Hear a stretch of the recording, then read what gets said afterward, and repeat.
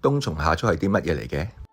係一種叫做蝙蝠蛾蟲，被蟲草菌寄生喺身上邊，蟲體死咗之後，經過一個冬季僵硬化，就係冬蟲啦。而夏天嘅時候生長出呢個草頭，露出喺個土地上邊，就叫做夏草啦。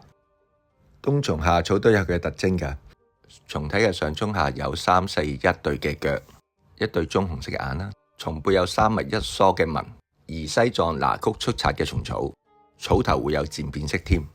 以前話有啲假嘅蟲草，主要都係講呢2款，比較易認，主要啲腳唔明顯，或者連顏色都唔同。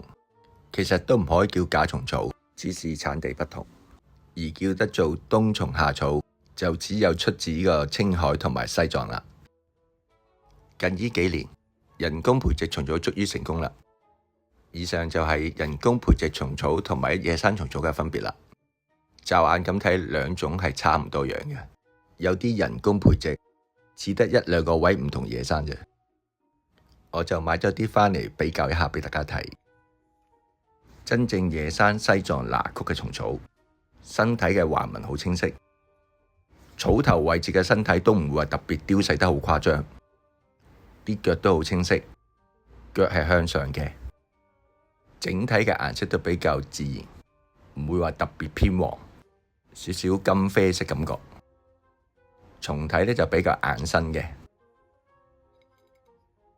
呢批就比較貴嘅培植蟲草，外形好靚仔，環紋都好清晰，腳都清晰，腳就向咗下邊。蟲嘅頭部就好似錐體咁樣急墜咗，草頭都好靚，有漸變色同埋雕細，眼睛就棕紅色啦，身體都硬淨嘅。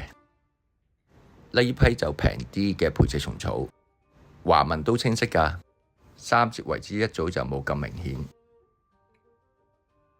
腳仔就細粒啲啦，頭部都三角錐體咁雕細啦。培植蟲草好多時都有啲鏽斑點喺個身體上面，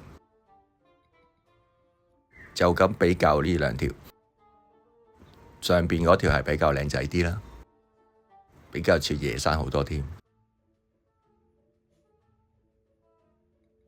但係如果比較係真正嘅野生冬蟲夏草，淨係對比睇個頭部同埋個顏色，就好明顯睇到個分別啦。2款嘅冬蟲夏草或者係西藏拿曲嘅野生蟲草，都一樣有呢個菌菇味，野生嘅味道就會濃郁啲咯。買嘅時候最緊要問清楚係培植定野生啦。冬蟲夏草唔可以用高溫煮太耐，唔係營養就會走晒。今日就用嘅最簡單嘅方法整呢個冬蟲夏草啦。冬蟲草蒸蛋，洗一下啲蟲草，將發好嘅蛋倒喺碟上邊啦。如果想啲蛋幼細啲，可以用個隔離隔一隔佢，放啲蟲草喺上邊，蒸佢3分鐘就得啦。水滾攞去蒸啦，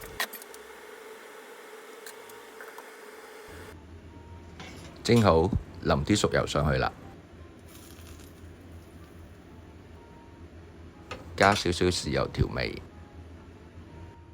冬蟲夏草蒸水蛋，簡單易做，仲營養價值好高添。